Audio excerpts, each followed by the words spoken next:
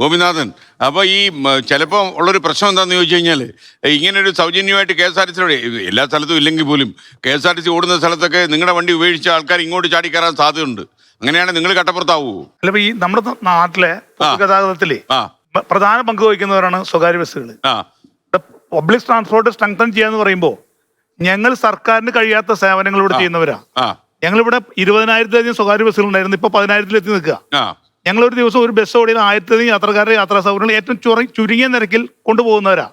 അപ്പൊ ഞങ്ങൾ ഈ നമ്മുടെ നാട്ടിലെ KSRTCക്ക് ഈ നാട്ടിലെ ജനങ്ങളോട് ചെയ്യുന്ന സേവനങ്ങളെക്കാൾ ഉപരി സേവനങ്ങൾ ചെയ്യുന്നവരാണ് ഞങ്ങൾ ഈ നാട്ടില് സംരംഭകരെ സൃഷ്ടിക്കലാണല്ലോ പുതിയ ഗവൺമെന്റുകൾ ശ്രദ്ധിക്കുന്നത്.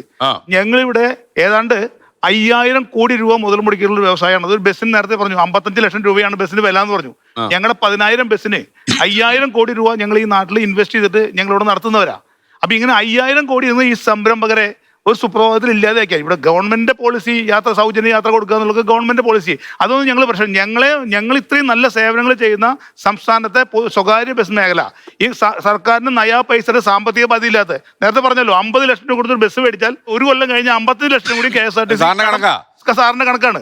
അപ്പൊ ആ കണക്ക് പ്രകാരം പറയുമ്പോൾ ഇദ്ദേഹം പറഞ്ഞ പോയിന്റ്, എന്റെ കണക്ക് പ്രകാരം ഈ KSRTC അല്ല, പ്രധാനമായിട്ടും കേരളത്തിലെ പൊതുഗതാഗതം ഹാൻഡിൽ ചെയ്യുന്നത് പ്രൈവറ്റ് ആണ്. നമ്മൾ പിന്നെ എന്റെ ആ സമയത്ത് 75% നിങ്ങളായിരുന്നു, ഇപ്പൊ 75% ഇവരായിരുന്നു.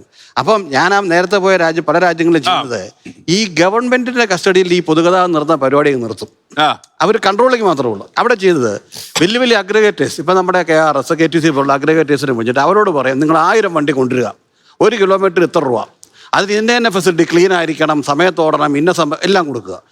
അവർ ഓടിക്കുമ്പോൾ ഇപ്പൊ ഇങ്ങനെയുള്ളവരെ മുഴുവൻ അബ്സോർവ് ചെയ്യുക. അപ്പോൾ സംഭവിക്കുന്ന ഇവിടുത്തെ ഒരു ക്വസ്റ്റ്യൻ, പൊതുമേഖല വേഴ്സസ് സ്വകാര്യ മേഖല, അവിടെയാണ് ഈ പ്രശ്നം വരുന്നത്. അല്ല, അങ്ങനെ അബ്സോർവ് ചെയ്താലേ ഇപ്പൊ കിട്ടുന്ന സേവനങ്ങൾ അറിയോ?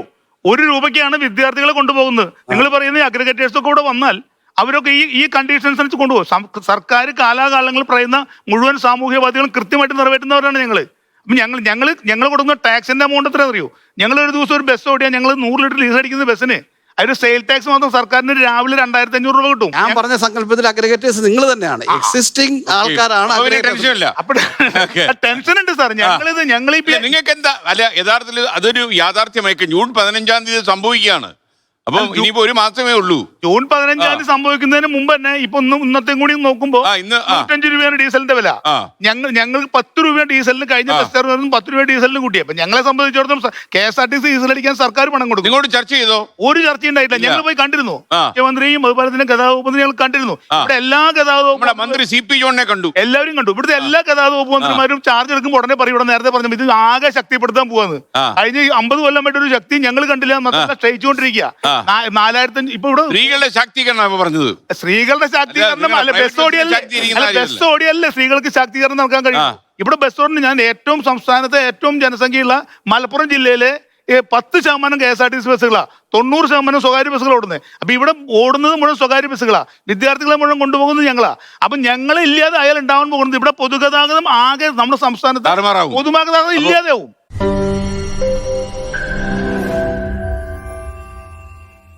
ലോകത്തെവിടെയായാലും ഏത് സമയത്തും 24 വാർത്തകളും ഓഗ്മെന്റഡ് റിയാലിറ്റി പാക്കേജുകളും എക്സ്പ്ലെയിനറുകളും വിശദമായി കാണാൻ ഞങ്ങളുടെ YouTube ചാനൽ നിങ്ങൾക്ക് സബ്സ്ക്രൈബ് ചെയ്യാം.